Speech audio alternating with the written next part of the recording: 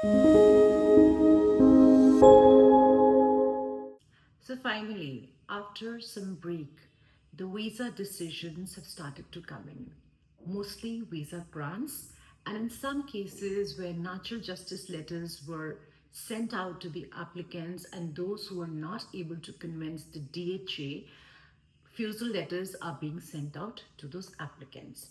For most of you who are getting the visa grant letters, now the big question before you is whether you have to, whether it is mandatory for you to live in the state that has nominated you.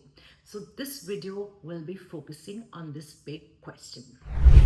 Now, what usually happens is, I observe this as a migration agent, when an applicant has lodged an EOI after receiving a positive skills assessment, there is a sense of desperation in getting a nomination. With those whose occupations are listed on the STSOL, what that means is if they are eligible for both subclass 190 and 491, they are happy to even go with 491 considering the scarcity of the nominations coming in.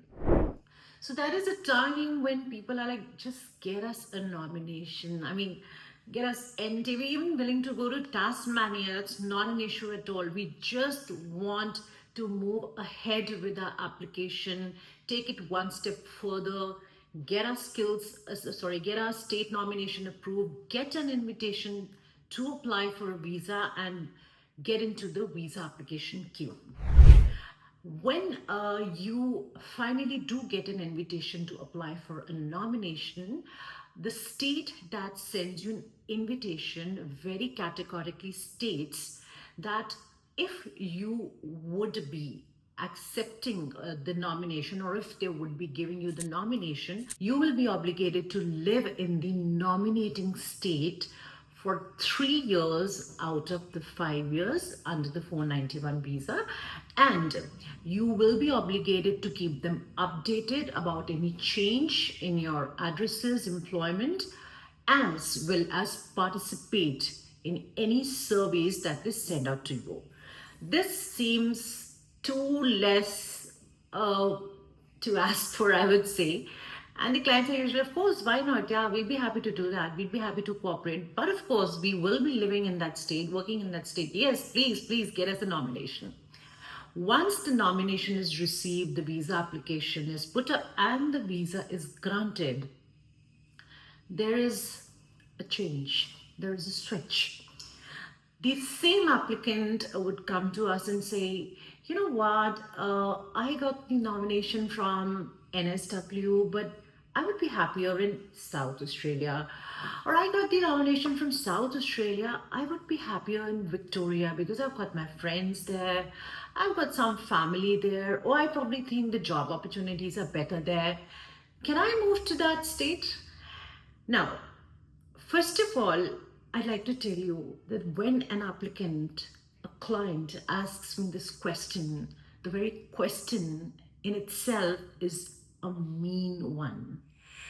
I have seen clients stand up from a point where they were desperate to comply with all the conditions for a state that was willing to nominate them, to a point where they are now questioning the decision to even have chosen that state. So they're kind of joining groups, they're talking to people who have all sorts of advice, right from you can live overseas, you don't even have to live in that state, that's bizarre of course, to, of course, you can change your state. Look at your visa grant letter. The visa grant letter clearly states that you have to be living in regional areas of Australia for 3 years before you put up your application for a 191 visa. The visa grant letter does not state anywhere that you have to live in the regional areas of the nominating state. So yeah, think about it. It's very logical. You are not bound. You're free to move interstate. Are you? No, you're not. A big question here. Why do you get emails from your nominating states to update them about your address or employment details. Now, if you think your obligation to live in a state is something limited, something that was limited to receiving a nomination, and after receiving a visa, you can just kick the so to say, and move wherever you want to go.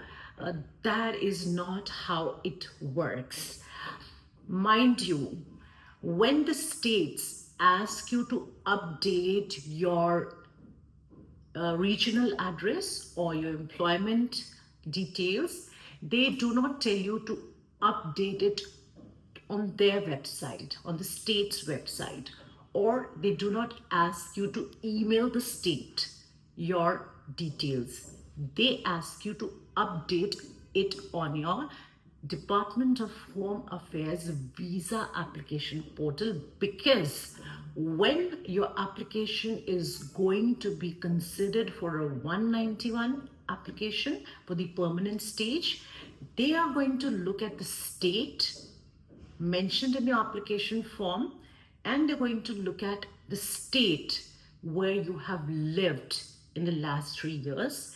And trust me, if there is a contradiction in this information, it will have consequences you will know of when you come to the stage of applying for a 191 visa. That is just about all I wanted to tell you about this. If you have any queries, please feel free to write into us. You can email us on inquiries@caanwings@gmail.com, or give us a call on 78498. We'll be happy to take any queries and answer those for you without any charge.